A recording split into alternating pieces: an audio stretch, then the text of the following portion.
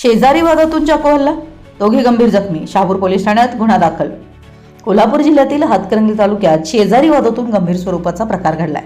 या घटनेत चाकू हल्ला करून दोघे जणांना गंभीर दुखापत झाली असून जखमींवर कोल्हापूर येथील रुग्णालयात उपचार सुरू आहेत। मिळालेल्या माहितीनुसार फिर्यादी अक्षय गौरोजी यांच्यासोबत त्यांच्या शेजाऱ्यांचा कुत्रा भुंकल्याच्या किरकोळ कारणावरून वाद झाला। हा वाद चिघळून चाकू हल्ल्यापर्यंत गेला। फिर्यादी अक्षय गौरोजी व त्यांचे वडील भरमा गौरोजी हे गंभीर जखमी झालेत। या प्रकरणी फिर्यादीच्या तक्रारीवरून शहापूर पोलीस ठाण्यात श्रेयस जोशी, मंजिरी जोशी यांच्यासह इतर दोघा जणांविरोधात गुन्हा दाखल करण्यात आलाय।